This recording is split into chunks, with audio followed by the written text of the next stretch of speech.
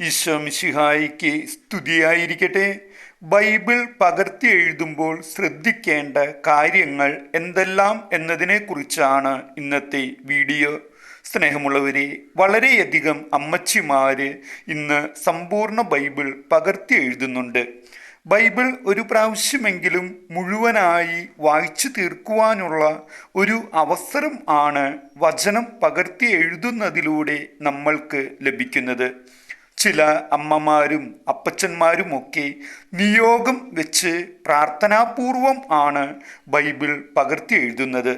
മക്കളുടെ വിവാഹം നടക്കുന്നതിന്, ജോലി തടസ്സം മാറുന്നതിന്, വീട് പണി പൂർത്തിയാക്കുന്നതിന്, സ്ഥലം വിറ്റു പോകുന്നതിന്, രോഗങ്ങൾ സുഖപ്പെടുന്നതിന്, മക്കളെ ലഭിക്കുന്നതിന് തുടങ്ങി നിരവധിയായ കാര്യങ്ങൾ തമ്പുരാൻ കർത്താവിൻ്റെ മുമ്പിൽ നിയോഗമായി സമർപ്പിച്ചുകൊണ്ട് ഭക്തിപൂർവം വചനം പകർത്തി എഴുതൽ ആരംഭിക്കുന്ന വിശ്വാസികളും ഉണ്ട്.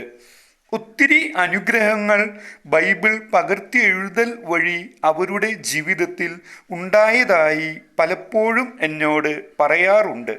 കാരണം എന്നെ അറിയുന്ന പലരും ബൈബിൾ ബൈൻഡിങ് ചെയ്യുവാനായി എന്നെ സമീപിക്കുമ്പോൾ ഞാൻ അവരുടെ ബൈബിൾ പകർത്തി എഴുതൽ അനുഭവത്തെപ്പറ്റി ചോദിച്ച് മനസ്സിലാക്കാറുണ്ട്. ഈ വീഡിയോയിൽ കാണുന്ന ബൈബിൾ ഞാൻ ബൈൻഡ് ചെയ്തു കൊടുത്ത 26ാമത്തെ ബൈബിളാണ്. ബൈബിളുമായി ബന്ധപ്പെട്ട് നിരവധി പുസ്തകങ്ങൾ വായിക്കുവാനും പഠിക്കുവാനും ഒക്കെ സാധിച്ചിട്ടുള്ളതിനാൽ ബൈബിൾ ബൈൻഡിങ് ചെയ്യുവാനായി എൻ്റെ കയ്യിൽ കിട്ടുമ്പോൾ എനിക്ക് മനസ്സിന് ഒരു സന്തോഷം തോന്നാറുണ്ട്. സ്നേഹമുള്ളവരെ, ബൈബിൾ നമ്മൾ പകർത്തി എഴുതുവാൻ തീരുമാനിച്ച് അതിനായി മുന്നിട്ടിറങ്ങുമ്പോൾ പല പ്രതിസന്ധികളെയും നേരിടേണ്ടതായി വരും. കാരണം പിശാചിനെ ഇഷ്ടമില്ലാത്ത ഒരു പ്രവൃത്തിയാണ് ബൈബിൾ പകർത്തി എഴുതുന്നതും ബൈബിൾ വായിക്കുന്നതും എല്ലാം. നമ്മൾ ബൈബിൾ പകർത്തി എഴുതുവാനായി ഇരിക്കുമ്പോൾ പിശാച് എന്തെങ്കിലും ഉടക്കുമായി നമ്മുടെ കൂടെ വരും. പലവിധ ബുദ്ധിമുട്ടുകൾ അനുഭവപ്പെടുവാൻ ഇടയുണ്ട്. എങ്കിലും നമ്മുടെ നിയോഗം സഫലമാകുവാൻ ഏറ്റവും ഭക്തിയോടെയും പ്രാർത്ഥന അരൂപിയോടും കൂടി ബൈബിൾ പകർത്തി എഴുതി തീരുമ്പോൾ നമ്മൾക്ക് ഉണ്ടാകുന്ന വലിയ സന്തോഷവും മനസ്സമാധാനവും വാക്കുകളാൽ പറഞ്ഞറിയിക്കുവാൻ പറ്റാത്ത ഒന്നാണ്. ബൈബിൾ പകർത്തി എഴുതുമ്പോൾ ശ്രദ്ധിക്കേണ്ട കാര്യങ്ങൾ എന്തെല്ലാം ആണെന്ന് നോക്കാം. ഒത്തിരി ജോലി തിരക്കുള്ള സമയങ്ങളുടെ ഇടവേളകളിൽ ഒരിക്കലും ബൈബിൾ പകർത്തി എഴുതുവാനായി തിരഞ്ഞെടുക്കരുത്. അതിരാവിലെ എല്ലാ ജോലികളും ആരംഭിക്കുന്നതിന് മുൻപോ അല്ലെങ്കിൽ എല്ലാ ജോലികളും അവസാനിച്ച് രാത്രി വിശ്രമത്തിനായി പോകുന്നതിന് തൊട്ട് മുൻപോ ആയി വേണം ബൈബിൾ പകർത്തി എഴുതുവാനായി ഇരിക്കേണ്ടത്. പ്രാർത്ഥിച്ചൊരുങ്ങി വളരെ ശാന്തമായിക്കൊണ്ട് ആയിരിക്കണം ബൈബിൾ പകർത്തി എഴുതുന്നത്. അതിരാവിലെ 1.5 മണിക്കൂർ സമയവും രാത്രിയിൽ 1.5 മണിക്കൂർ സമയവും എടുക്കുക. ഒരിക്കലും 4 മണിക്കൂറിൽ കൂടുതൽ സമയം ഒരു ദിവസം എടുക്കുവാൻ പാടില്ല. കാരണം അത് നിങ്ങൾക്ക് കൈവേദനയും മടുപ്പും അനുഭവപ്പെടുന്നതിന് ഇടയാക്കുകയും ക്രമേണ പകർത്തി എഴുതുന്നത് ഇടയ്ക്ക് നിന്നു പോകുന്നതിന് കാരണമാവുകയും ചെയ്യും.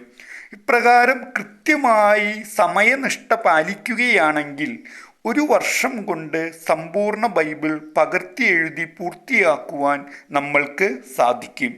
ബൈബിൾ പകർത്തി എഴുതുമ്പോൾ ശ്രദ്ധിക്കേണ്ട പ്രധാന കാര്യങ്ങൾ ഇവയാണ്. 1. അക്ഷരങ്ങൾ വൃത്തിയിലും ഭംഗിയിലും എഴുതുവാൻ ശ്രമിക്കുക. 2.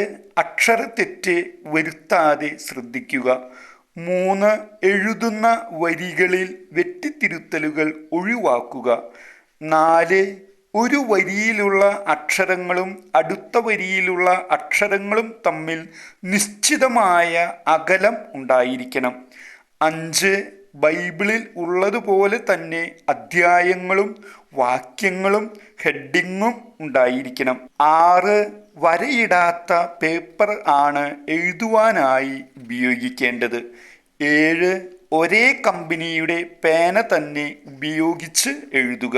മഷി മങ്ങുകയോ പരക്കുകയോ ചെയ്യാത്തവ ആയിരിക്കണം.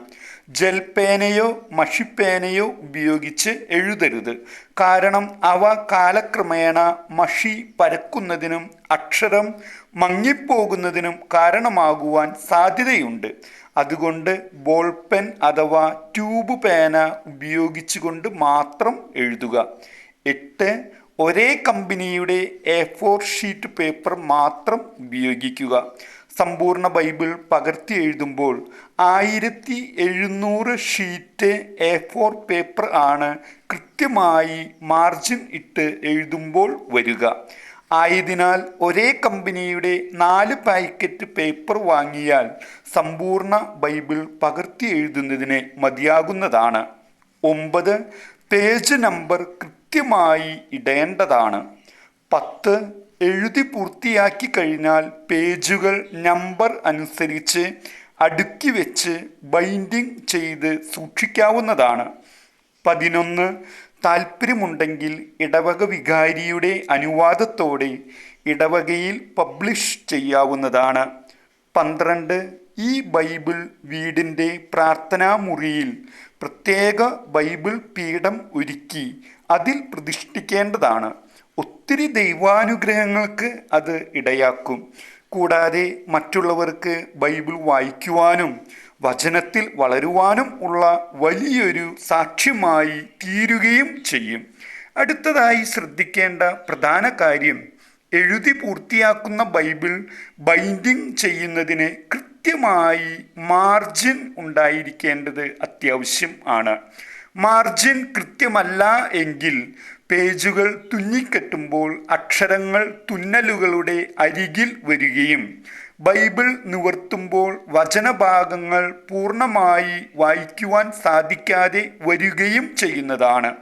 A4 ഷീറ്റിൻ്റെ 4 ഭാഗത്തും മാർജിൻ ഇട്ടാൽ മാത്രമേ കൃത്യമായ ബൈൻഡിങ് സാധ്യമാവുകയുള്ളൂ.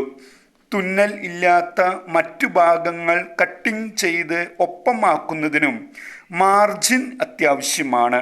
അല്ല എങ്കിൽ അക്ഷരങ്ങൾ മുറിഞ്ഞു പോകുവാൻ ഇടയാക്കും.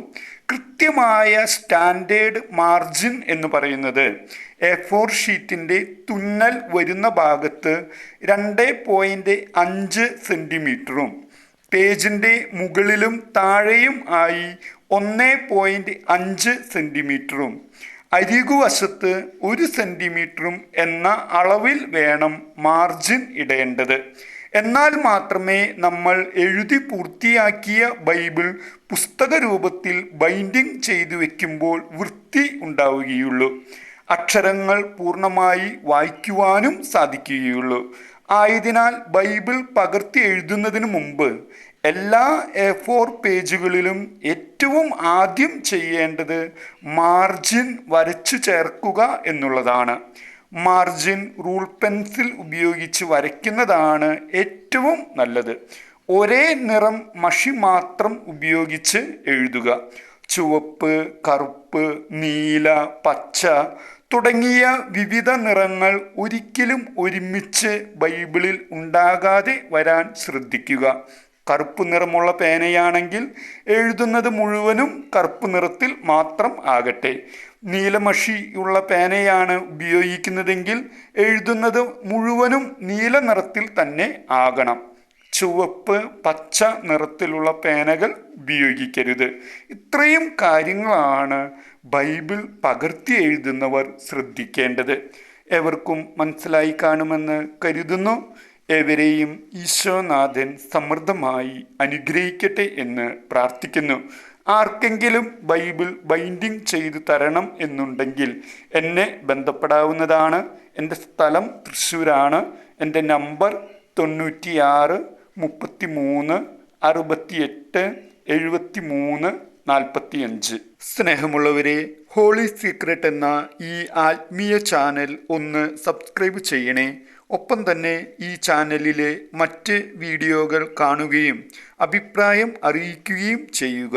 പ്രാർത്ഥനാ സഹായവും കൗൺസിലിങ്ങും വേണ്ടവർക്ക് ബന്ധപ്പെടാവുന്നതും ആണ്.